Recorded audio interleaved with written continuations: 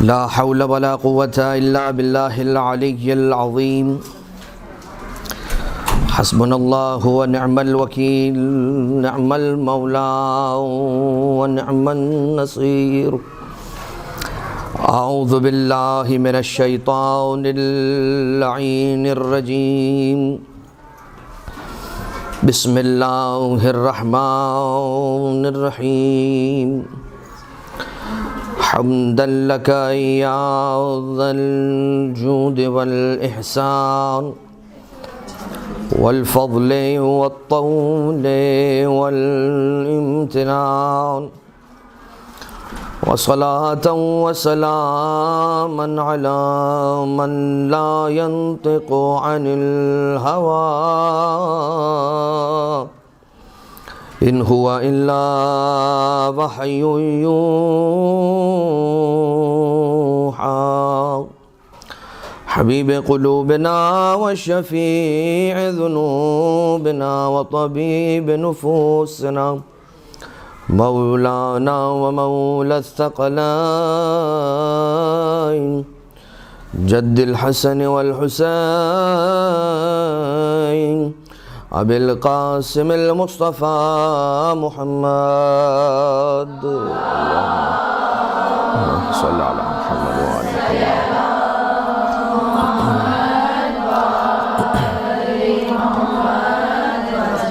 وعلى آله الذين أذهب الله عنهم الرجس وطهرهم تطهيرا اللهم صل على محمد وعلى محمد لا سيما على الإمام المنتظر والحجة الثاني عشر واللعنة الدائمة الباقية على أعدائهم ومنكري فضائلهم ومصائبهم وغاصب حقوقهم من الأزل إلى قيام يوم الدين أما بعد فقد قال الله سبحانه وتعالى في محكم كتابه ومتقن خطابه وهو أصدق القائلين بسم الله الرحمن الرحيم وما أدراك ما ليلة القدر صلوات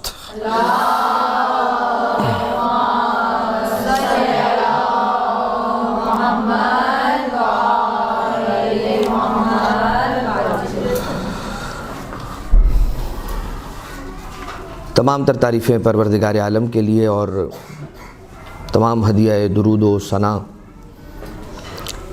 ان پاکیزہ ترین ہستیوں کے نام کے جنہیں پروردگار عالم نے کار ہدایت کے لیے اپنی زمین پر چنا۔ یقیناً ایام شہادت سیدہ کونین سلام اللہ علیہا ہیں اور جس کی وجہ سے عنوان بھی کائنات کی شہزادی سلام اللہ علیہا ہی کے اعتبار سے رہے گا۔ عنوان گفتگو کا جس ہستی کے محور میں گردش کرے گا وہ کائنات کی شہزادی ہوں گی۔ قرآن کریم کی کچھ آیتوں کے ذریعے سے اور کچھ روایات کے ذریعے سے جناب سیدہ سلام اللہ علیہا کی کچھ معرفت کے پہلوؤں کو آپ کے سامنے پیش کرنے کی کوشش کی جائے گی۔ آپ اگر چاہیں تو اس درس کا عنوان عرفان فاطمہ قرآن کی نگاہ میں اگر چاہیں تو رکھ سکتے ہیں۔ عزیزان محترم، اللہ تعالیٰ نے اس زمین پر اس اپنے کائنات اس اپنے قدرت اس نظام کے اندر کچھ ایسی چیزیں رکھی ہیں، بلکہ زیادہ تر ایسی چیزیں رکھی ہیں کہ جو اس کے بندوں کے سامنے کھلی ہیں اور وہ ہر کس و ناکس کے سامنے ہیں، روز روشن کی طرح سے عیاں ہیں اور ہر ایک کے لیے قابل غور اور قابل استفادہ ہیں اور قابل دید ہیں۔ مگر پروردگار عالم نے اپنی اس کائنات کے اندر کچھ ایسی چیزوں کو رکھا ہے کہ جن کے اور اپنے بندوں کے درمیان ایک برزخ کو، ایک پردے کو، ایک رکاوٹ کو حائل کر رکھا ہے۔ یعنی کہ اللہ تعالیٰ نے اپنے نظام کے اندر زیادہ تر چیزیں تو اپنے بندوں کے ہاتھوں میں دے دی ہیں، کچھ ایسی چیزیں ہیں کہ جو اللہ نے اپنے ہاتھوں میں رکھی ہیں اور اپنے بندوں کو اس کی حقیقت تک نہیں پہنچایا ہے۔ مثال بہت ساری ہیں، کچھ مثالوں میں سے ایک مثال موت کے وقت کی مثال ہے۔ کوئی بھی شخص کوئی انسان یہ نہیں جانتا ماں سوائے کچھ افراد کے کہ جو راسخون فی العلم ہستیاں ہیں، کوئی یہ نہیں جانتا کہ موت کا وقت کیا ہے۔ حتیٰ ایک یہ مثال ہو گئی موت کے وقت کی کہ موت کا وقت کوئی نہیں جانتا، ایک مثال ہو گئی شب قدر کی کہ وہ رات کون سی رات ہے۔ پروردگار عالم نے اپنے ہر بندے کو نہیں بتائی ہے یہ بات، صرف اپنے مخصوص بندوں کو جو محمد و آل محمد علیہ الصلاۃ والسلام ہیں، فقط وہ یہ جانتے ہیں کہ لیلۃ القدر کون سی رات ہے۔ اس کے علاوہ اسم اعظم، پروردگار عالم نے اسم اعظم بھی ہر کسی کو نہیں عطا کر رکھا ہے۔ یقیناً اس کی حکمت ہے، پروردگار عالم کا کوئی عمل بغیر حکمت کے نہیں ہوتا، حکمت سے خالی نہیں ہوتا اللہ کا کوئی عمل۔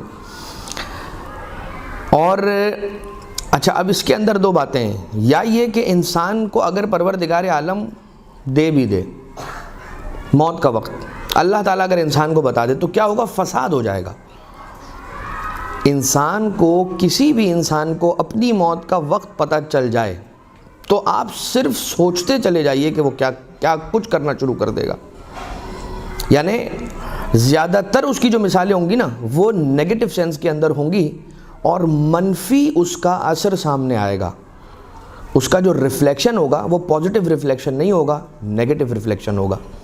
موت کا وقت اگر کسی انسان کو پتہ چل جائے، شب قدر انسان کو پتہ چل جائے تو پتہ چل جائے شب قدر کا حق کیسے ادا کر سکتا ہے انسان، یہ ایک بات۔ بہرحال اب شب قدر کی طرف تو ہم ویسے بھی آئے سورہ قدر کی جب ابھی ہم آپ کی خدمت میں بیان کریں گے، قرآن کریم کے اندر یہ آیت ہے کہ جس نے جناب سیدہ کا ذکر جس میں ہے، لیکن اگر ہم اسم اعظم کی بات کر لیں تو پھر ونس اگین یہ ہوتا ہے کہ اگر اسم اعظم کسی کو مل جائے تو کیا ہوگا؟ یہی ہوگا کہ اس کے پاس علم اسم اعظم تو آ جائے گا، مگر چونکہ انسان کا صرف علیم ہو جانا کافی نہیں ہوتا، اسے حکیم بھی ہونا پڑتا ہے۔ صرف علم آ جانا، علم از اے ٹول، علم ایک آلہ ہے، ایک آلہ کسی کے پاس آ جانا یہ کمال نہیں ہے، اس آلے کو استعمال کب، کہاں، کیسے، کتنا کرنا ہے، نہیں کرنا ہے، یہ بھی اسے پتہ ہونا، یعنی کہ حکیم ہونا، یہ بھی بہت ضروری ہے۔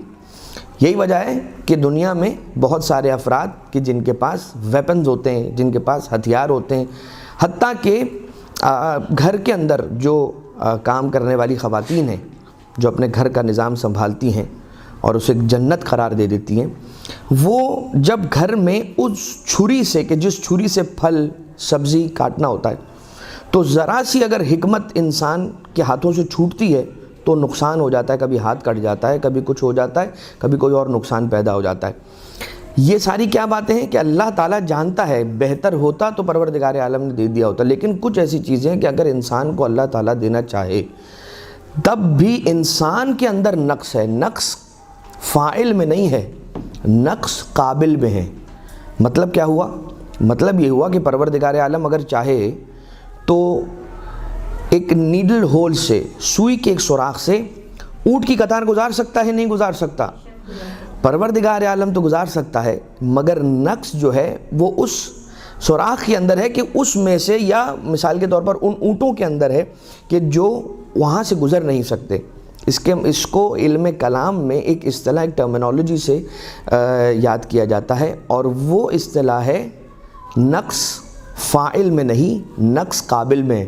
بالکل اس طرح سے کہ جس طرح سے ایک سوال کیا جاتا ہے جسے ہم پزل بھی کہتے ہیں، جسے ہم میز بھی کہتے ہیں۔ یہ سوال کیا ہے؟ اللہ تعالیٰ ایک ہی وقت میں چاہے تو پنکھے کو کلاک وائز اور اسی سیم وقت کے اندر، اسی آن میں، اسی حین میں اللہ تعالیٰ اسے اینٹی کلاک وائز گھما سکتا ہے، اللہ تعالیٰ چاہے تو یہ کر سکتا ہے، لیکن قابلیت اس پنکھے کے اندر ہونی چاہیے، اس بیرنگ کے اندر ہونی چاہیے کہ جو ایک ہی وقت میں 2 سمتوں میں گھوم پائے، لیکن چونکہ نقص فاعل میں نہیں ہے، قابل میں۔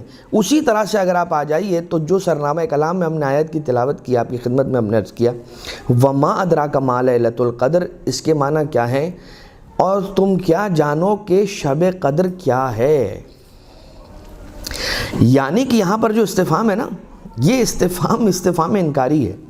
استفہام انکاری کا مطلب کیا ہے؟ تم کیا جانو شب قدر کیا ہے، مطلب تم جانتے ہی نہیں ہو کہ شب قدر کیا ہے۔ اور اب میں جو نقص فاعل میں نہیں ہے، قابل میں ہیں، اور یہ ساری جو میں نے آپ کے سامنے عرض کی بات، اس کے لیے یہ جملہ بار ہے لیلۃ القدر خیر من الف شہر۔ یہ لو، یہ میں نے تمہیں دیا، ایک کلو میں تمہیں دے رہا ہوں، یہ ہنٹ ہے۔ اگر اس کے ذریعے سے جا کے سولو کر سکتے ہو تو کر لو، لیکن جواب وہی آنا ہے کہ جو جواب پروردگار عالم کی بارگاہ میں ہے۔ کیا ہے جواب؟ اب ہم آپ کی خدمت میں اس کو تھوڑا سا ڈیکوڈ کرتے ہیں، عرض کرتے ہیں۔ وما ادراک ما لیلۃ القدر، اور تم کیا جانو کہ قدر کی رات کیا ہے؟ لیلۃ القدر تم نہیں جان سکتے، یہ ہو گیا طے کہ تم نہیں جان سکتے، اللہ کا فیصلہ ہے تم نہیں جان سکتے، لیکن if you want to give it a try, here it comes۔ کیا ہے؟ آپ کے سامنے ایک جملہ آیا وما ادراک ما لیلۃ القدر، لیلۃ القدر خیر من الف شہر، قدر کی رات 1000 مہینوں کے برابر نہیں، افضل ہے۔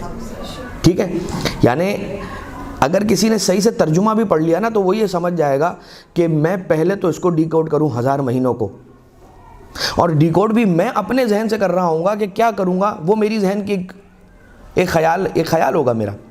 اس کے بعد بھی یہ نہیں کہا جائے گا کہ اس کے برابر ہے، پروردگار کہہ رہا ہے خیر ہے، اس سے افضل ہی ہے، جو بھی تمہاری فائنڈنگز آئیں گی اس سے فاطمہ زہرا افضل ہی ہے۔ کیا مثال کے طور پر 1000 مہینے بنائیے، اس کو ذرا سا کنورٹ کر لیجئے، ہم بہت ہی سطحی بات کر رہا ہوں میں، ایک جوان کو، ایک بچے کو سمجھانے کے لیے جو بات کی جاتی ہے نا، وہ ہم آپ کی خدمت میں عرض کر رہے ہیں۔ 1000 مہینوں کو اگر آپ ایج، انسانی ایج کے اندر اگر آپ کیلکولیٹ کریں، تقریباً 83 ایئرز بنتے ہیں انسان کی زندگی کے۔ کون جیتا ہے آج کل کے زمانے میں 83 ایئرز کی زندگی؟ 60 سال، 65 سال، 70 سال، 75 سال، 80 سال، پھر بونس ہی ہے، اس کے بعد پھر 70، 60، 65 کے بعد پھر انسان کی زندگی جو چل رہی ہوتی ہے، وہ جانتا ہے کہ اب میرا سفر آخرت کبھی شروع ہوگا۔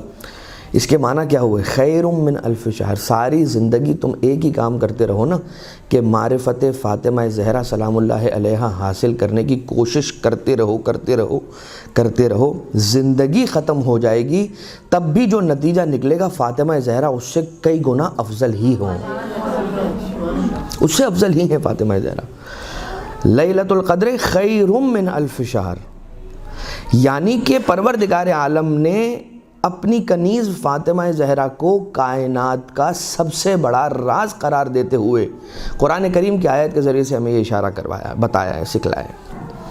اچھا، البتہ علماء کرام نے بڑی اس سورے کے اعتبار سے بڑی گفتگو فرمائی ہے، بہت کلام ہے علماء کا، میں اس میں سے چند ایک باتیں آپ کی خدمت میں عرض کرنا چاہوں گا۔ لیلۃ القدر، چھٹے امام علیہ السلام کے پاس ایک شخص آتا ہے اور آنے کے بعد پوچھتا ہے مولا کہ یہ لیلۃ القدر کیا ہے؟ مولا فرماتے ہیں اللیلۃ فاطمہ والقدر اللہ۔ یہ الکافی کی حدیث ہے کہ مولا ارشاد فرماتے ہیں کہ اللیلہ، لیلۃ القدر کے اندر جو مضاف الیہ ہے نا، تو یہ لیلہ رات سے مراد ہماری دادی زہرا ہیں سلام اللہ علیہا، اور قدر سے مراد اللہ ہے۔ ٹھیک ہے، وما ادراک ما لیلۃ القدر۔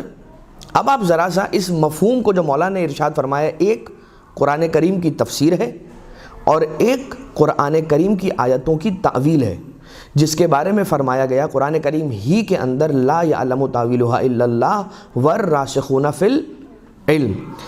ٹھیک ہے، یعنی اس کی تعویل کوئی نہیں جانتا سوائے خدا یا وہ کہ جو علم میں ڈوب چکے ہیں۔ میں یہ نہیں کہتا کہ علم میں ڈوب چکے ہیں، میں کہتا ہوں وہ عین علم ہیں، وہ ہستیاں عین علم ہستیاں ہیں ائمہ اطہار علیہم السلام۔ اچھا، وما ادراک ما لیلۃ القدر، اللیلۃ فاطمہ والقدر اللہ۔ اب رکھ دیجئے دونوں ترجموں کو ان لفظوں کے ساتھ رکھ دیجئے۔ لیلا کی جگہ فاطمہ رکھ دیجئے، قدر کی جگہ اللہ رکھ دیجئے۔ وما ادراک ما فاطمۃ اللہ، اور تم کیا جانو کہ اللہ کی فاطمہ کیا ہے۔ یہ فتعمل جو کہا جاتا ہے، غور و فکر کرنے کا کہا جاتا ہے، وہ اس انداز سے۔ خیر، تعویل الآیات کے نام سے ایک کتاب ہے کہ جو شیخ شرف الدین النجفی نے لکھی ہے، کتاب کا نام ہے تعویل الآیات۔ اس کے اندر اسی طرح کی ساری حدیثیں، قرآن کریم کی جتنی آیتیں ہیں، مختلف آیتوں کی جہاں جہاں پر تعویل والی کوئی حدیث روایت امام علیہ السلام کی ملی ہے، اسے شیخ شرف الدین النجفی نے اپنی اس کتاب تعویل الآیات کے اندر لکھا ہے۔ ایک جلد کی کتاب ہے، ذرا سی ضخیم کتاب ہے، لیکن اس کے اندر وہ اسرار موجود ہیں۔ لیلۃ القدر خیر من الف شہر۔ اب اس تعویل الآیات نامی کتاب کے اندر شیخ نجفی نے کیا لکھا ہے کہ لیلۃ القدر خیر من الف شہر جو ہے نا، اس سے مراد ہے جناب سیدہ سلام اللہ علیہ، ٹھیک ہے۔ تنزل الملائکہ کے اندر وہ مومنین مراد ہیں، ملائکہ سے مراد وہ مومنین ہیں کہ جن کے پاس علم آل محمد موجود ہے۔ یہ ہستیاں کون ہیں؟ یہ موکلین بھی ہو سکتی ہیں، یہ وہ ہستیاں بھی ہو سکتی ہیں کہ جو پر ملائکہ خاص سے مقربین ہیں، ملائکہ مقربین ہیں، اور یہ وہ بھی افراد ہو سکتے ہیں کہ جن کی ارواح عالم بالا سے زمین کی طرف آتی ہیں، وہ اصحاب یا وہ خاص افراد کے جو خاص علم آل محمد علیہ السلام رکھتے ہیں۔ تنزل الملائکۃ حتی مطلع الفجر خیر من الف شہر۔ اچھا، یہ کب تک نازل ہوتا رہتا ہے خیر؟ حتی مطلع الفجر۔ مطلع الفجر سے مراد کیا ہے؟ بیان کیا کہ امام زمانہ علیہ السلام کے ظہور کی بات ہے یہ۔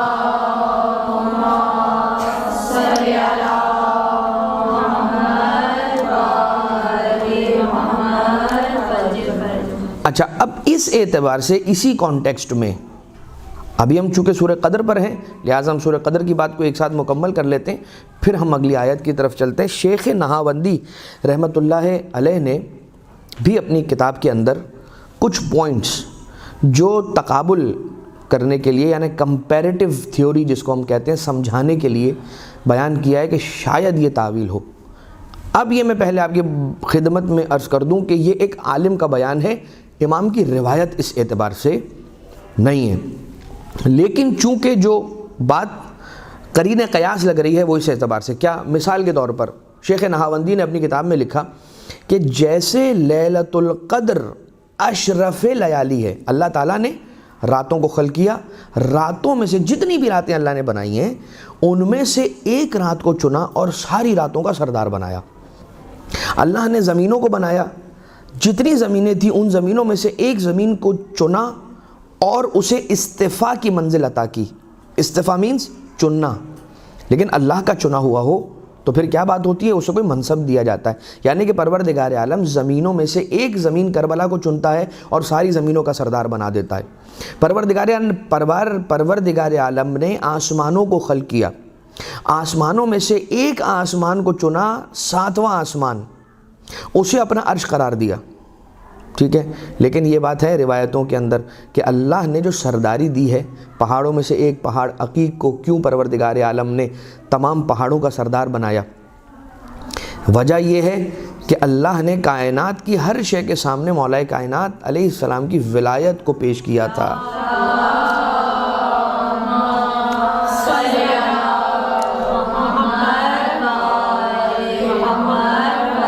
کائنات کی اللہ کی جس مخلوق نے مولا کائنات علیہ السلام کی ولایت کا معنی اختیار، امامت، محبت، اسے قبول کر لیا، اللہ نے اسے مقبول بنا دیا، وہ شے قبول ہو گئی۔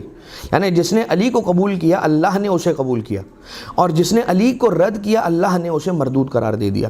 حتیٰ کہ پھلوں کی مٹھاس اور کڑواہٹ کا بھی یہ معیار ملتا ہے، روایتیں موجود ہیں، واقعات پہلے ہم خود بیان کر چکے ہیں، اسی جگہ پر تکرار مقصود نہیں ہے۔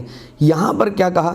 اچھا اب دیکھ لیجئے، چلے میں یہ بات بیان کر دوں، پھر اس کے اینڈ میں وہ بات عرض کرتا ہوں جو میرے ذہن میں آئی ہے۔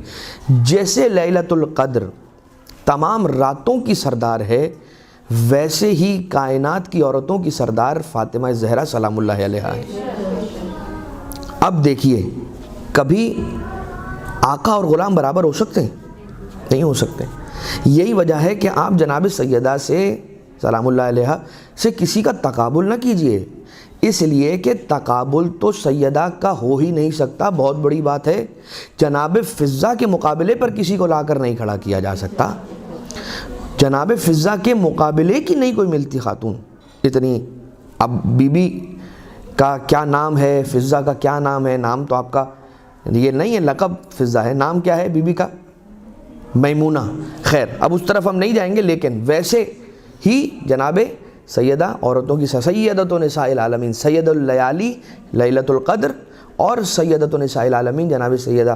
دوسرا یہ بیان کرتے ہیں شیخ نہاوندی کہ جیسے لیلۃ القدر کو اللہ نے، جب راتوں کو اللہ نے خلق کرنا چاہا تو سب سے پہلی رات جو اللہ نے خلق کی وہ لیلۃ القدر تھی، اس کے بعد اللہ تعالیٰ نے دیگر راتوں کو خلق فرمایا، اور اس رات کو خلق کر کے پھر اللہ نے اور اس رات میں کیا کیا خلق فرمایا وہ بھی روایتوں کے اندر اصول کافی کے اندر موجود ہے، جلد نمبر 1 صفحہ نمبر 250 پر۔ لیکن اللہ نے جیسے جب کائنات میں لیالی کو خلق کرنا چاہا تو سب سے پہلے لیلۃ القدر کو خلق کیا، تو اللہ تعالیٰ نے سب سے پہلے نور فاطمہ زہرا کو خلق فرمایا، یعنی کہ نور رسالت ماپ جس کے ٹکڑے ہوئے، اور انہی ٹکڑوں میں سے ایک ٹکڑا جناب سیدہ سلام اللہ علیہا کا نور تھا۔ تو جیسے سب سے پہلی رات لیلۃ القدر، ویسے سب سے پہلی بی بی جناب سیدہ سلام اللہ علیہا۔ اور مزید وہ ارشاد فرماتے ہیں کہ حضرت آدم، اچھا بہرحال اس اعتبار سے ایک واقعہ اور ملتا ہے، چلے میں اس جانب نہیں جاتا ہوں، ہم اگلے پوائنٹ کی طرف بڑھتے ہیں۔ کیا فرماتے ہیں شیخ نہاوندی؟ جیسے لیلۃ القدر مخفی ہے، چھپی ہوئی ہے، ویسے ہی ذات فاطمہ زہرا چھپی ہوئی ہے۔ آپ نے وہ حدیث ضرور سنی ہوگی، علماء کرام نے اب تک بیان کی کر دی ہوگی، نہیں کی ہو تو اب سن لیجئے کہ لماذا سمیت فاطمۃ فاطمتا، کہ کیوں بی بی کو فاطمہ نام دیا گیا، کیوں بی بی کو فاطمہ کہا جاتا ہے؟ لأن الخلق فتموا ان معرفتہا، لأن اللہ فتم الخلق ان معرفتہا، یا یہ کہ لأن الخلق فتموا ان معرفتہا، کہ اللہ تعالیٰ نے اپنی خلقت کو اس بی بی کی معرفت سے روک دیا ہے۔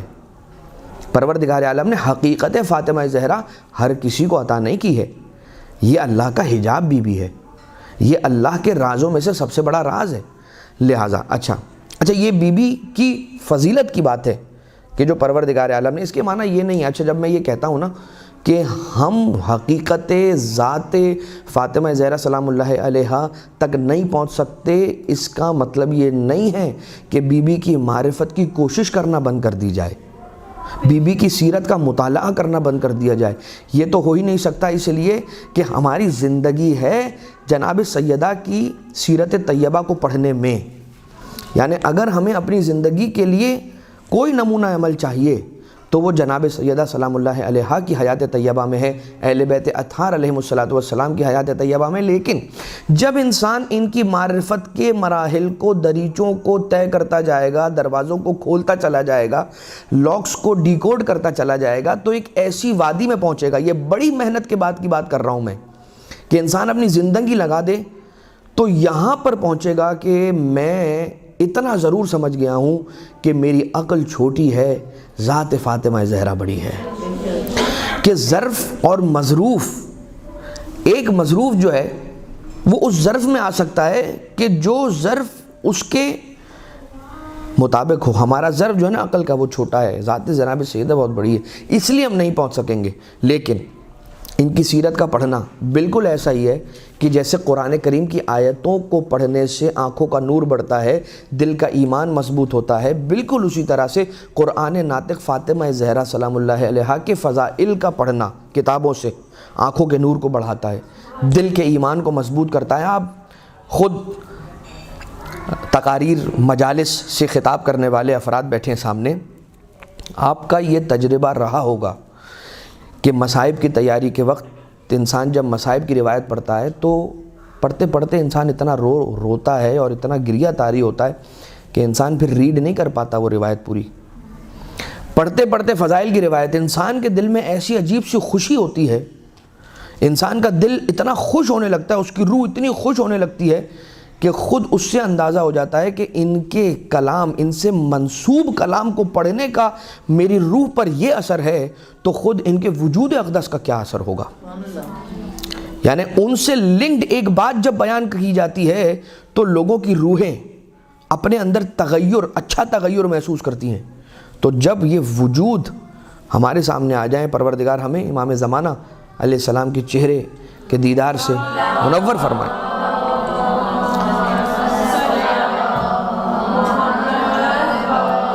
تو اس کا کیا عالم ہوگا؟ تو جیسے لیلۃ القدر مخفی ہے ویسے ذات جناب سیدہ مخفی ہے، اور جیسے لیلۃ القدر 3 میں سے کوئی ایک راتیں ہیں، کوئی ایک رات ہے، 3 راتوں میں سے کوئی ایک رات ہے، شب 19، شب 21 یا شب 23، اسی طرح سے کائنات کی شہزادی کی قبر 3 مقامات میں سے کسی ایک مقام میں ہے، حجرہ سیدہ میں، یا ما بین قبری و منبری روضۃ من ریاض الجنہ اس میں ہے، یا پھر بقیع غرقد کے اندر۔ لیکن عزیزان محترم، جناب سیدہ کے بارے میں کیا کہا گیا کہ ان کو مخفی رکھا گیا ہے۔ آپ دیکھ لیجئے بی بی کی ولادت کی ایک تاریخ ہے؟ نہیں ہے۔ تاریخ ولادت جناب سیدہ میں اختلاف ہے، کوئی ایک حتمی تاریخ نہیں بتا سکتا۔ تاریخ شہادت جناب سیدہ کم سے کم 2 تاریخیں، اور اب تو آہستہ آہستہ وہ جو 40 دن والی روایت ہے وہ بھی معروف ہو گئی، تو کم سے کم 3 روایتیں تو ہمارے سامنے معروف ہو گئی ہیں۔ سید عبدالحسین نیشاپوری نے، آپ جانتے کتنی روایتیں الگ الگ لکھی ہیں تاریخ کی، بی بی کی شہادت کی۔ اپنی کتاب تقویم الشیعہ کے اندر سید عبدالحسین نیشاپوری نے 18 الگ الگ تاریخیں لکھیں جن کے بارے میں وہ احتمال دیتے ہیں کہ ان میں سے کوئی ایک تاریخ ہے تاریخ شہادت سیدہ۔ قبر کہاں ہے بی بی کی یہ نہیں جانتے، یعنی کہ فاطمہ زہرا اللہ تعالیٰ کا سب سے بڑا راز ہے۔ یہ بی بی اپنی ذات میں سر ہیں، یہ بی بی سر ہیں، یہ راز ہیں۔ لیکن ایک روایت ملتی ہے، چھٹے امام علیہ السلام ارشاد فرماتے ہیں من عرفہا حق معرفتہا فقد ادرک لیلۃ القدر۔ تو ایک نتیجہ میں آپ کی خدمت میں اس حدیث کی روشنی میں دینا چاہتا ہوں کہ جس کسی کو بی بی کی معرفت حاصل ہو گئی، حق معرفت، یہ ہے کٹھن مرحلہ، یہ ہے بہت صعب مستصعب۔ من عرفہا حق معرفتہا فقد ادرک لیلۃ القدر، وہ لیلۃ القدر تک پہنچ جائے گا۔ تو کیا کہیں ایسا تو نہیں ہے کہ اگر if we come this way، اگر ہم اس راستے سے نہیں اس راستے سے آتے ہیں تو کیا یہ کہا جا سکتا ہے کہ لیلۃ القدر اللہ نے سجائی ہی معرفت زہرا کے لیے ہے؟ اور آپ کو اس کے لیے ایک اشارہ اور پیش کروں کہ اس رات جو اعمال ہے نا، ہم سارے اعمال کرتے ہیں، ایک عمل ہے جو بڑا طولانی ہے لیکن ناممکن نہیں ہے، مگر روایات کے اندر موجود ہے، اور افضل اعمال میں سے ایک عمل ہے 1000 مرتبہ سورہ انا انزلنا کی تلاوت۔ کیا اثر ہے اس کا؟ جو 1000 مرتبہ سورہ قدر کی تلاوت کر پائے گا اس رات میں، پروردگار عالم اسے معرفت امام علیہ السلام نصیب کرے گا۔ اب آپ دیکھ رہے ہیں، یعنی کہ اللہ نے چابیاں رکھی ہیں، تالے ہمارے سامنے، دروازے ہمارے سامنے، چابیاں بھی ہمارے سامنے۔ کمال ہے کہ اسے جوڑ کر کس طرح سے انسان حق تک پہنچے اور معرفت اہل بیت اطہار علیہ السلام کے دروازوں کو کھولے۔ یہ بات ہو گئی سورہ قدر کے اعتبار سے، عرفان زہرا قرآن کریم کی نگاہ میں نا۔ تو اب ہم دوسری جانب آتے ہیں، یعنی کہ سورہ کوثر، خاص طور سے انا اعطیناک الکوثر کے اندر۔ الکوثر خیر کثیر، کثرت، جنت کی ایک نہر۔ کوثر کیا ہے ہم ابھی آتے ہیں، لیکن پہلے انا اعطینا کے اوپر آپ کی خدمت میں 2 جملے عرض کرنا چاہتا ہوں۔ اللہ تعالیٰ نے اپنے حبیب کو کوئی ایسی نعمت نہیں تھی کہ جو عطا نہ کی ہو۔ سن لیا آپ نے جملہ، یہ چھوٹا جملہ ہے، یہ جملہ چھوٹا جملہ ہے۔ اللہ نے اپنے حبیب کو ہر نعمت دی نہیں، اللہ نے ہر نعمت اپنے حبیب کی محبت میں خلق کی۔ اللہ نے کائنات کی ہر شے کو، جو مخلوق ہے اسے اللہ نے خلق کیا، تو کائنات کے حبیب کی محبت میں، ٹھیک ہے۔ لیکن اللہ نے اپنے حبیب کو جو کچھ عطا کیا وہ ان واسطتن عطا کیا ہے، کسی کو وسیط قرار دیا ہے۔ اللہ نے قرآن کریم کی آیتیں نازل کی تو کہا انا انزلنا، ہم نے یہ آیتیں بھجوائیں، ہم نے یہ قرآن آپ پر اتروایا، ہم نے نازل کروایا۔ انزلنا باب افعال کیا ہے؟ ہم نے کسی کے ذریعے سے آپ تک پہنچایا، یعنی کہ جناب جبریل امین۔ انا ارسلناک شاہدن و مبشرن و بشیرا، شاہدن و مبشرن و نذیرا، ہم نے آپ کو ارسال کیا، یعنی کہ ہم نے آپ کو بھیجا یا بھجوایا۔ ہر نعمت پروردگار عالم نے جو اپنے حبیب کو دی، اول تو یہ کہ قرآن کریم جو اللہ تعالیٰ نے اپنے حبیب تک پہنچایا، کمال یہ ہے اللہ کے حبیب کا کہ ہر نبی کو اپنی آسمانی کتاب لینے کے لیے کہیں جانا پڑا، کسی کو بیابان میں بلایا، کسی کو کوہ طور میں بلایا، کسی کو جنگلوں میں بلایا، کہیں کسی کو کہاں بلایا۔ لیکن جب رسالت مآب کی بات آئی نا تو اعلان ہوا کہ اے حبیب آپ کہیں نہ آئیں، آپ جہاں ہوں گے نا آیت وہاں آئے گی، آپ گھر میں ہوں گے تو آیت گھر میں آئے گی، آپ غار میں ہوں گے تو آیت غار میں آئے گی، آپ رکوع میں ہوں گے تو آیت رکوع میں آئے گی، آپ سجدے میں ہوں گے، قیام میں ہوں گے تو آیت وہاں آئے گی، آپ عشیر میں ہوں گے تو آیت عشیر میں آئے گی، اور آپ غدیر میں ہوں گے تو آیت غدیر میں آئے گی۔ لیکن اللہ تعالیٰ نے دو ایسی نعمتیں ہیں کہ یہ ان دو نعمتوں کے بارے میں پروردگار عالم نے درمیان میں کسی کو وسیلہ وسیط قرار نہیں دیا۔ یہی وجہ ہے کہ جب کوثر کی باری آئی ہے، جناب سیدہ کی باری آ رہی ہے، جناب سیدہ کا نور آیا ہے، تو اللہ تعالیٰ نے یہ نور کب عطا کیا ہے رسالت مآب کو؟ جب معراج پر تشریف لے گئے، درمیان میں کوئی واسطہ نہیں ہے۔ اللہ نے حکم دیا کہ یہ سیب جنت آپ تناول فرمائیں، اور اس کے ذریعے سے براہ راست خود پروردگار عالم نے نور جناب سیدہ صلب رسالت مآب صلی اللہ علیہ وآلہ وسلم میں منتقل فرمایا۔ ایک اللہم صلی علی محمد و آل محمد۔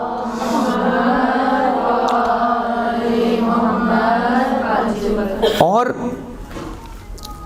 اسی لیے یہاں پر یہ جب بات آئی نا کوثر کی، تو اللہ نے نہیں کہا انا ارسلناک الکوثر، اور یہ بھی نہیں کہا انا انزلناک الکوثر، کیا فرمایا؟ انا آتیناک الکوثر، ہم نے خود عطا کی۔ جو بھیجی جائے اسے ارسال کہتے ہیں، جسے کروایا جائے نازل اسے انزلنا کہتے ہیں، اور جب خود عطا کیا جائے کہتے ہیں انا آتیناک الکوثر، انا آتیناک الکوثر کہا۔ اور ایک یہ تو یہ نعمت ہو گئی۔ دوسری نعمت، یہ دو ایسی امانتیں ہیں کہ اللہ تعالیٰ نے یہ دونوں امانتیں رسالت مآب کو اپنے پاس معراج پر بلا کر عطا کی ہیں، ایک نور جناب سیدہ اور ایک ولایت علی ابن ابی طالب علیہ السلام۔ یہی وجہ تھی کہ جب کہا گیا کہ آپ نے علی سے عقد کر دیا جناب سیدہ کا سلام اللہ علیہ، تو لوگوں نے جو اعتراض کیا تو رسالت مآب نے کہا یہ میں نے اپنے اختیار سے نہیں کیا ہے۔ اب کون یقین کرے گا اس بات کو؟ باپ کے پاس اپنی بیٹی کے عقد کا اختیار نہ ہو، کہ جو ولی ہے اپنی اولاد کے لیے اپنی بیٹی کے سر پر، لیکن نہیں، کائنات کی شہزادی کے عقد کا اختیار رسالت مآب کے پاس نہیں تھا، ایک، اور دوسری کون سی شے کا اختیار نہیں تھا؟ ولایت علی ابن ابی طالب کے ابلاغ کرنے کا۔ اور یہی وہ دو نعمتیں ہیں کہ جو معراج پر عطا کی بغیر واسطے کے، براہ راست خود خدا نے، اور وہاں پر بلغ ما انزل الیک من ربک کہہ کر جو اعلان مولائیت مولا کائنات علیہ السلام غدیر کے اندر ہوا۔ یہ انا اعطیناک الکوثر، کوئی نعمت دیکھ کر آپ مجھے بتلا دیجئے قرآن کریم میں کوئی ایک ایسی جگہ اس آیت اور اس سورے کے علاوہ کہ جہاں پر اللہ نے کچھ عطا کر کے کہا ہو اے حبیب ہم تمہیں دے رہے ہیں کوئی بھی نعمت، اس کے بعد ہم تم سے یہ تقاضا کرتے ہیں۔ یہاں پر تقاضا ہے انا اعطیناک الکوثر فصلی لربک، فوراً فا، یعنی فا جو ہے نا وہ بغیر فاصلے کے آتا ہے، فا کے اندر کوئی فاصلہ نہیں ہوتا، فا سے پہلے والی چیز اور فا کے بعد والی چیز کے درمیان فاصلہ نہیں ہے، یہی فرق ہے واو اور فا کا۔ اب میں آپ لوگوں کی ذہنوں پر اعتماد نہیں کروں گا تو کس کے ذہنوں پر اعتماد کروں گا کہ من کنتو مولا فہذا علی مولا، کوئی درمیان میں فاصلہ نہیں ہے، اسی لیے ہم جعفری شیعہ اہل بیت اطہار کو ماننے والے رسول اور مولا کائنات علیہ الصلوۃ والسلام کے درمیان فاصلے کے قائل نہیں ہیں. یہی وجہ ہے کہ ہم بلا فصل خلیفہ علی ابن ابی طالب کو کہتے ہیں. فَهَذَا عَلِيٌّ مولا فَصَلِّ لِرَبِّكَ وَانْحَرْ فَصَلِّ لِرَبِّكَ وَانْحَرْ کہ قربانی بھی پیش کیجئے, نماز بھی پڑھیے. دو چیزیں مانگی ہیں جناب سیدہ سلام اللہ علیہ کے نور کو عطا کرنے کے بعد خدا نے. اور پھر یا رسول اللہ یہ ہم نے آپ کو دیا, آپ سے یہ مانگا. یہ بات جب ہو گئی نا تو پھر آپ یاد رکھیے گا ان شانک کا شان آپ کی یہ ہے کہ ابتر وہ ہے. مطلب کیا ہوا ابتر کا؟ ابتر کا مطلب جو ہے نا ہے دم بریدہ, جس کی دم کٹی ہوئی ہو. ابتر کا لفظ ایک دیکھیے, لفظوں کی جو استعمال ہے نا ہر ثقافت کے اندر الگ الگ اعتبارات سے ہوتے ہیں. عرب کے اندر ابتر نعوذ باللہ من ذالک اسے کہا جاتا تھا کہ جس کی نسل منقطع ہو جائے, نعوذ باللہ من ذالک, جس کا وارث نہ ہو. اللہ نے کہا یہ میرا حبیب ہے, میں اس کے لیے قانون فطرت توڑ دوں گا. اور قانون فطرت کیا تھا کہ نسل بیٹے سے چلتی ہے. اللہ نے کہا کہ میں حبیب خدا کے لیے قانون فطرت توڑ دوں گا, کائنات کی نسل بیٹوں سے چلے گی, میرے حبیب کی نسل بیٹی فاطمہ زہرا سے چلے گی سلام اللہ علیہا. یہ ہے سورہ کوثر کے اعتبار سے کچھ عرائض. لیکن کوثر کیا ہے؟ کیا ہے کوثر؟ اب مجھے سمجھ نہیں آتی یہی بات کہ اتنے سارے قرائن کے بعد اگر کوئی یہ کہے کہ سورہ کوثر جناب سیدہ کے نہیں کسی اور کی شان میں نازل ہوئی ہے تو یہ بات ایکسیپٹیبل نہیں ہے کہ پروردگار عالم نے سورہ کوثر اور اس کی ہر آیت اور اس کے الفاظ کے اندر اتنے قرائن رکھے ہیں, اتنے اشارے رکھے ہیں, خود تفاسیر ہیں, خود علماء کی آراء ہیں, مفسرین کے بیانات ہیں, ائمہ کی روایات ہیں. اس کے بعد اگر کوئی ہمیں سورہ کوثر کی حقیقی تفسیر سے ہٹاتا ہے تو پھر اس سے بڑی شرم اور ننگ و عار کی کوئی بات نہیں ہو سکتی. مولا امیر علیہ السلام, اب دیکھیں میں آپ کی خدمت میں عرض کرتا ہوں, ساقی کوثر کیا ہے؟ انا آتے نا کل کوثر, کوثر ایک نہر کا نام ہے, ٹھیک ہے, جنت کے اندر. یہی وجہ ہے کہ ساقی کوثر علی. لیکن اگر کوثر نہ بھی ہو نا جنت کے اندر, جنت کی ایک نہر کا نام کوثر ہے, جنت میں ایک نہر کوثر ہے, لیکن علی ابن ابی طالب علیہ السلام مولا کائنات, مولا امیر کائنات علیہ السلام کے القاب میں سے ایک لقب ہے ساقی. اور یہ سقایت جو مولا کائنات علیہ السلام کی ہے, یہ روز حشر آقا امیر کائنات علیہ السلام لوگوں کی سقائی فرمائیں گے. کن کی؟ جو جنت میں آنے والے ہیں ان کی سقائی فرمائیں گے.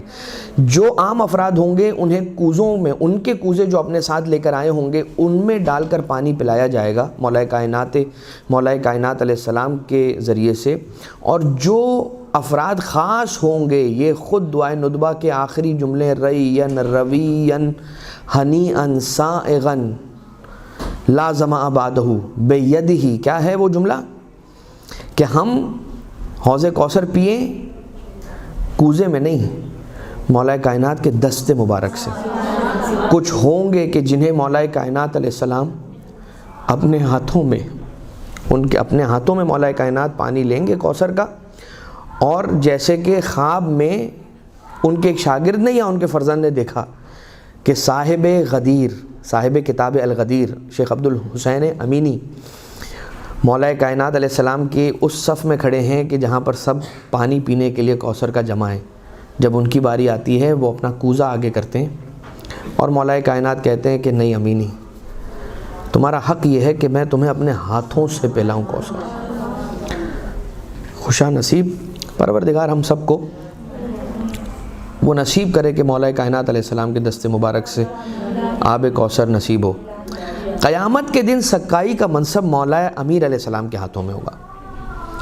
کیا ہے ان کے دلائل؟ السلام علی میزان الاعمال و مقلب الاحوال و سیف ذی الجلال و ساق السلسبیل الزلال.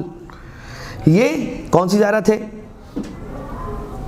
زیارت جامعہ, جسے پڑھیے اور اپنے روز کے نصاب میں شامل کیجئے.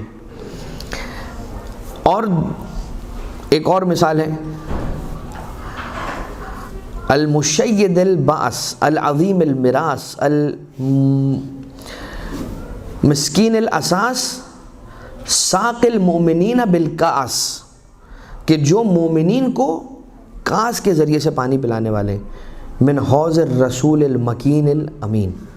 خیر زیارتیں اور بھی ہیں کہ جن کے اندر یہ جملے موجود ہیں کہ جو اس بات پر دلالت کرتی ہے کہ مولا کائنات علیہ السلام ساقی ہیں روز جزا ہیں۔ وسقاہم ربہم شرابا طہورا، یعنی کہ ان کا سید کون ہوگا؟ رب، یعنی کہ رب کا یہاں پر مراد، رب سے مراد یہاں پر سید ہے۔ رب الارباب تو صرف خدا ہے، رب الارباب خدا ہے، لیکن رب جیسے کہ خاتون خانہ کو کیا کہتے ہیں عربی زبان میں؟ ربۃ البیت لکھتے ہیں، باقاعدہ فارم جب فل کیا جاتا ہے عرب کلچر کے اندر، یا جو ان علاقوں میں رہتے ہیں وہ اس بات کو جانتے ہیں کہ جب وہاں پر ہاؤس وائف لکھنا چاہتے ہیں، عربی میں ہاؤس وائف لکھنا چاہیں تو کیا لکھیں گے؟ ربۃ البیت یا ربت بیت۔ تو رب تو وہ بھی ہے، تو اس کے معنی یہ تو نہیں ہوگا کہ وہ پالنے والی ہو گئی اور کائنات کی پالنے والی نہیں، وہ اپنی اس محدود پیرامیٹر کے اندر پالنے والی ہے، میاں کو پالنے والی ہے، بچوں کو پالنے والی ہے اور والدین کو دیکھنے والی۔ ربہم شراب، سقاہم ربہم شرابا طہورا، یعنی سیدہم، ان کے سید انہیں ان کی سقائی کریں گے۔ وہ کون ہوں گے؟ روایت بیان کرتی ہے حضرت آقا ابوالحسن امیر المومنین علی ابن ابی طالب علیہ الصلاۃ والسلام۔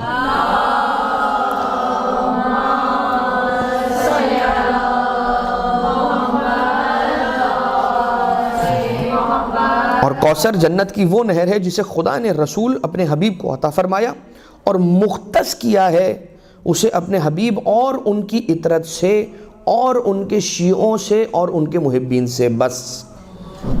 کوثر جنت کے اندر عرش کے نیچے بہتی ہے، یہ روایتیں ہیں کہ جو میں آپ کی خدمت میں اس کا ترجمہ عرض کر رہا ہوں، اور اس کے دو شعبے ہیں، کوثر کی دو شعبے ہیں، کوثر کے دو شعبے ہیں، ایک ہے تسنیم اور ایک ہے معین۔ یہ کیسا پانی ہے؟ برف سے زیادہ سفید، شہد سے زیادہ میٹھا، مکھن سے زیادہ ملائم، آنسو کے قطرے سے زیادہ صاف۔ اس کی بنیادیں اور ستون عرش کے تحت میں موجود ہیں، اور طول و عرض کے اندر مشرق و مغرب کی وسعت پر پھیلی ہوئی ہے کوثر۔ اس کوثر کی نہر کے اوصاف بہرحال بیان کرنے کے بعد مولا کائنات علیہ السلام نے سے رسالت مآب نے ارشاد فرمایا، ان کے پہلو پر دست مبارک کو رکھا یا ہاتھ مارا۔ رسالت مآب نے مولا کائنات علیہ السلام کے زانو پر ہاتھ مارا اور کہا کہ اے ابوالحسن، یہ نہر میری اور تیری اور تیرے محبوں کے لیے ہے، تیرے شیعہ اس سے سیراب ہوں گے اور تیرے دشمن ہمیشہ پیاسے رہیں گے۔ شیعتوں کا یا علی، اب رسالت مآب جب علی کے شیعہ کی فضیلت بیان کریں تو کیسے بیان کریں گے؟ یا علی شیعتوں کا ہم الفائزون، یا علی شیعتوں کا علی منابر من نور، آپ کے شیعہ نور کے ممبروں پر ہوں گے، مبیضۃ وجوہہم، ان کے چہرے سفید ہوں گے، حولی فی الجنہ، جنت میں میرے گرد جمع ہوں گے، میرے گرد دھالا بنائے ہوئے، دائرہ بنائے ہوئے کھڑے ہوں گے، وہم جیرانی، اس حالت میں، اس عالم میں کہ وہ میرے پڑوسی ہوں گے۔ سوال، کیا کوثر کو کسی نے دنیا میں دیکھا ہے اپنی آنکھوں سے؟ تو ایک روایت ملتی ہے بہار کے اندر عبداللہ ابن سنان سے، اور روایت یہ ہے کہ عبداللہ ابن سنان یہ کہتے ہیں کہ میں نے چھٹے امام علیہ السلام سے کوثر کے بارے میں پوچھا، تو امام علیہ السلام نے فرمایا کہ کیا تو اسے دیکھنا چاہتا ہے؟ تو فرمایا میرے مولا میں آپ پر قربان ہو جاؤں۔ دیکھیے آپ ادب اور تعظیم کا انداز دیکھیے، مولا کے در کا پلا ہوا تربیت یافتہ، نہ ہاں کہتا ہے نہ نہ، کہتا ہے مولا میں آپ پر قربان ہو جاؤں، یعنی کہ مولا جیسا آپ کو ٹھیک لگے، میں چاہ تو رہا ہوں لیکن آپ کو ٹھیک لگتا ہے تو ضرور بتلائیے، دکھلائیے۔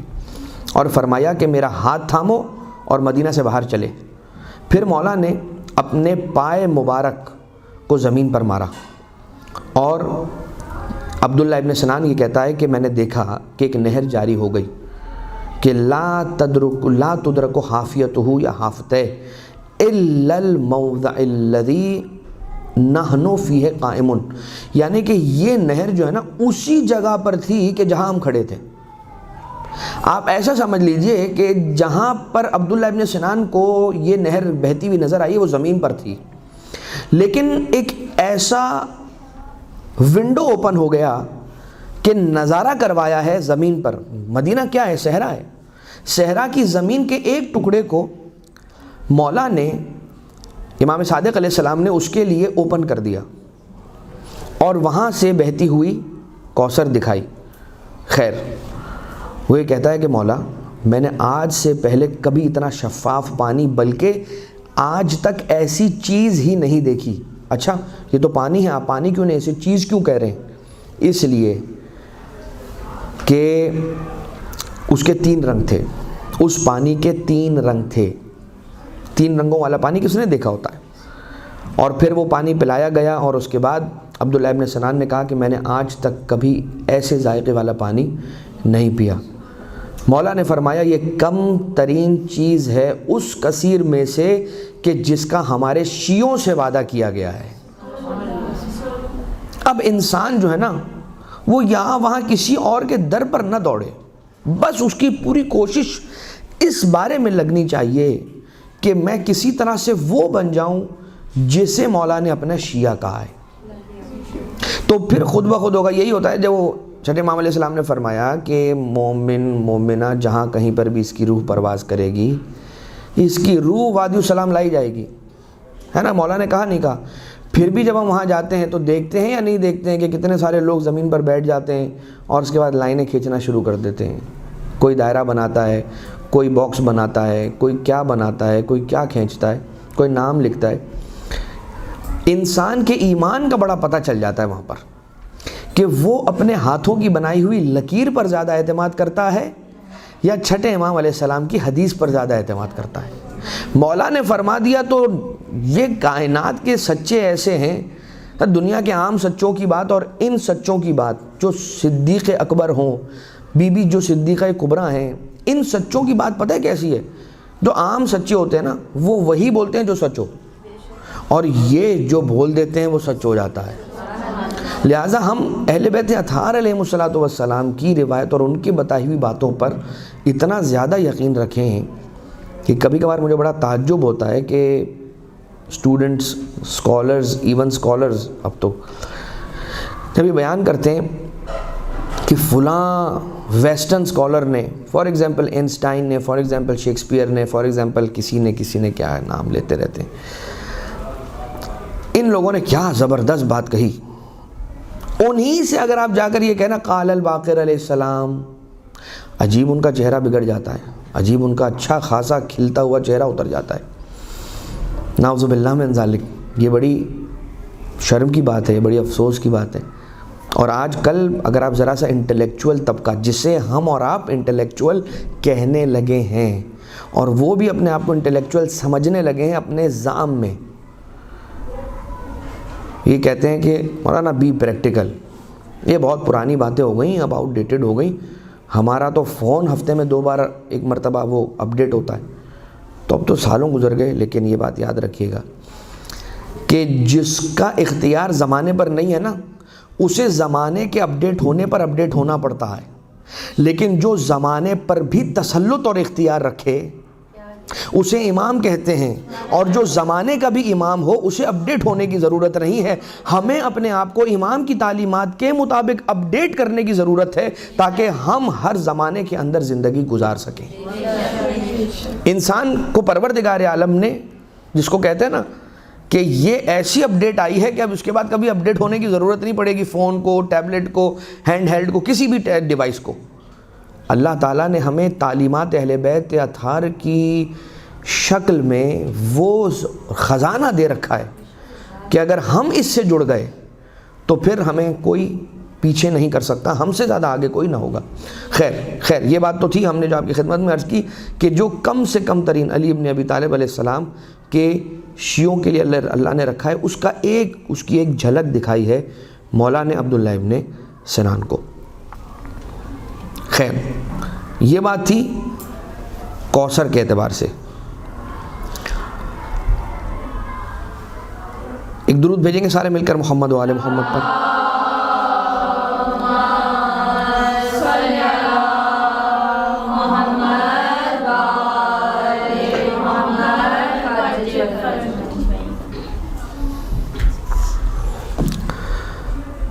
اب جب بات جناب سیدہ سلام اللہ علیہ کا اعتبار سے، کیونکہ ذرا سا درمیان میں گیپ آنے والا ہے، تو ایک میں روایت بیان کر دیتا ہوں اور اس کے بعد پھر ہم بریک کی طرف جائیں گے انشاءاللہ۔ شفاعت جناب سیدہ، شفاعت جناب سیدہ تو ابھی ہم بیان کریں گے انشاءاللہ دوسرے حصے کے اندر۔ یہ جو ہم آپ کی خدمت میں عرض کرنے لگے ہیں، جناب سیدہ سلام اللہ علیہا کے نام گرامی کی برکت، حضرت آدم علیہ السلام ترک اولا ہوا، اور ترک اولا کے بعد وہ زمین پر پہنچے ہیں حضرت آدم اور جناب حوا کے اندر ہو گیا فراق۔ اب حضرت آدم پوری دنیا کی سیر کر رہے ہیں حضرت حوا کو ڈھونڈنے کے لیے، پہنچے ہیں کہاں؟ ایک مقام پر، جہاں پر پہنچنے کے بعد جناب جبریل نے آ کر کہا کہ اے آدم، اب اس مقام کے بارے میں روایت میں ہے، میں بات کو طولانی نہیں کرنا چاہ رہا تھا اس لیے میں نے وہ حذف کر لی بات۔ حضرت آدم علیہ السلام کو جناب جبریل نے آ کر کہا کہ یا ابا البشر، آپ 40 سال ہو گئے تھے حضرت آدم علیہ السلام کو ربنا ظلمنا انفسنا وان لم تغفر لنا وترحمنا لنکونن من الخاسرین کہتے کہتے، لیکن مغفرت کی دعا قبول نہ ہوئی تھی۔ ایک مرتبہ حضرت جبریل نے آ کر کہا آپ دعا تو کر رہے ہیں مگر وسیلہ اختیار نہیں کر رہے ہیں، اور وہ کلمات پروردگار عالم نے مجھے دے کر حکم دیا ہے کہ میں آپ کی خدمت میں آؤں اور آپ کو تعلیم دوں ان ناموں کی۔ تو قرآن کریم کی وہ آیات، بسم اللہ الرحمن الرحیم، فَتَلَقَّى آدَمُ مِن رَبِّهِ كَلِمَاتٍ فَتَابَ عَلَيْهِ إِنَّهُ هُوَ السَّمِيعُ الْعَلِيمُ، اور پھر فَتَلَقَّى آدَمُ مِن رَبِّهِ، پس اللہ تعالیٰ نے حضرت آدم علیہ السلام کو کچھ کلمات تعلیم فرمائے، یعنی کہ کن کے ذریعے سے؟ حضرت جبریل کے ذریعے سے۔ فَتَابَ عَلَيْهِ، تو ان کلمات کے واسطے سے حضرت آدم علیہ السلام نے طلب مغفرت کی اللہ سے۔ فَتَابَ عَلَيْهِ إِنَّهُ هُوَ السَّمِيعُ الْعَلِيمُ، اور اللہ تو بڑا سننے والا اور جاننے والا بھی ہے۔ اور وہ نام کون سے تھے آپ سب جانتے ہیں، پنجتن پاک علیہ السلام کے نام، نام رسالت ماپ، نام کائنات کی شہزادی کا نام، اور مولا کائنات، اور امام حسن اور امام حسین علیہ السلام۔ یہاں پر ایک جملہ ان افراد کے لیے کہ جو یہ کہتے ہیں کہ میں جڑ تک نہیں جانا چاہتا، میں ڈائریکٹ جڑ سے لوں گا، میں پھل جو ہے درخت کی شاخ پر لگی ہوئی ٹہنی پر لگا ہوا پھل نہیں اتاروں گا، مجھے پھل وہاں سے شاخ سے نہیں چاہیے، مجھے پھل چاہیے ڈائریکٹ جڑ سے۔ یہ کن لوگوں کی مثال ہے؟ یہ ان لوگوں کی مثال ہے کہ جو وسیلے کو حرام سمجھتے ہیں یا وسیلے کو غلط سمجھتے ہیں، حالانکہ وسیلہ اختیار کرنا عین توحید ہے، وسیلہ اختیار کرنا عین توحید ہے۔ کیوں؟ کیونکہ اللہ نے حکم دیا ہے فابتغوا الیہ الوسیلہ، کہ مجھ تک آنے کے لیے وسیلے ڈھونڈ کر آؤ۔ کیوں؟ کیونکہ میں نے رکھا ہے اور میں نے چاہا ہے کہ تم وسیلوں کے ذریعے سے آؤ۔ ہاں، غلطی یہ نہ کرنا کہ جنہیں میں نے وسیلہ بنایا ہے ان کے علاوہ کسی اور کے ذریعے سے مجھ تک آنے کی کوشش مت کرنا۔ یہی وجہ تھی نا کہ جب کچھ لوگ آئے تھے، آپ کا سنا ہوا واقعہ ہوگا کہ جب مولا رسالت مآب کے پاس آئے اور کہا کہ میں مریض ہوں، تو رسالت مآب نے کہا کہ یا اے خدا تجھے علی کا واسطہ انہیں شفا دے دے، اور وہ صاحب بہت ان کو برا لگا کہ ایسا کیوں ہوا کہ علی ابن ابی طالب کے نام، تو کہا کہ اب میں جا کے ٹرائی کرتا ہوں، تو کہا کہ تجھے علی کا واسطہ اے خدا علی کے واسطے اس کو شفا دے، تو کہا کہ علی ابن ابی طالب جب بیمار ہوں گے نا پھر دیکھیں گے، اس دن مزہ آئے گا کہ پھر دیکھتے ہیں کہ رسالت مآب اس دن کس کا واسطہ دے کر علی کے لیے دعا کرتے ہیں۔ تو کہا کہ جس دن مولا کائنات علیہ السلام پہنچے اور پہنچ کر کہا کہ آپ میرے لیے دعا کر دیں، تو کہا اے خدا تجھے علی کا واسطہ، علی کی مشکل کو حل کر۔ تو اللہ کے رسول نے سکھایا ہے، اب رسول جیسی اتھارٹی کہہ دے ہو جائے گی، خلاص ختم ہو گئی بات۔ لیکن رسالت مآب جیسی ہستی بھی یہ کہہ رہی ہے کہ میں اللہ کی بارگاہ میں پہنچنے کے لیے اختیار کروں گا وسیلہ، لہٰذا وسیلہ۔ اب ایک جملہ، کیا جملہ، اور اس جملے پر ہم فی الحال یہ سیشن جو ہے نا وہ روکیں گے کہ جب آدم بغیر وسیلہ پنجتن کے نہ بخشے جائیں تو آدمی بغیر وسیلہ پنجتن کے کیسے سمجھتا ہے کہ بخشا جائے گا۔ ایک درود بھیجے گا مل کر محمد و آل محمد۔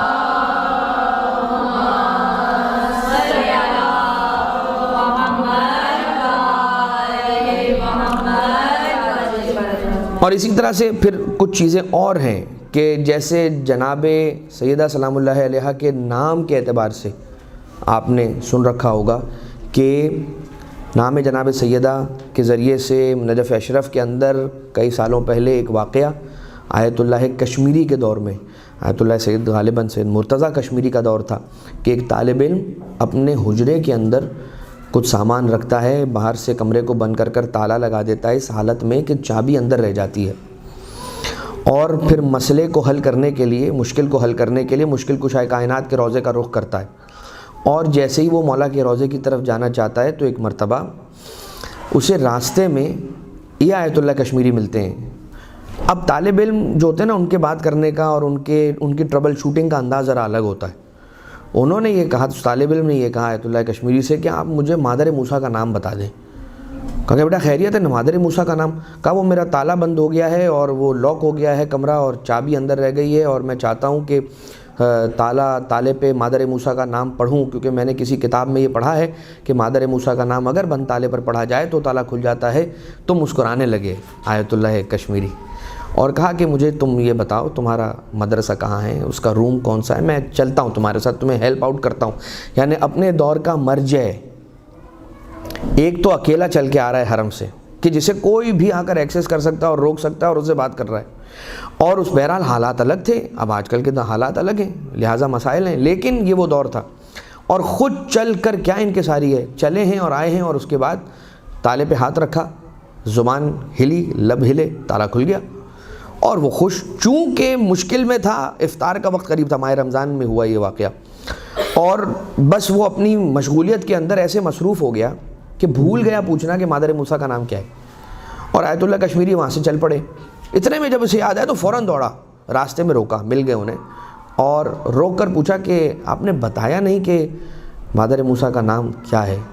تو کہا مادر موسیٰ کا نام تو میرے علم میں بھی نہیں تھا، جب تو نے آ کر مجھ سے یہ کہا کہ یہ نام ایسا نام ہے کہ بند تالے پر پڑھو تو کھل جائے، تو میرے ذہن میں ایک حوالہ آیا کہ مادر موسیٰ کے نام میں جو یہ تاثیر ہو سکتی ہے تو کیا مادر حسین کے نام میں، زہرا کے نام میں تاثیر ہو سکتی ہے؟ سلام اللہ علیہ۔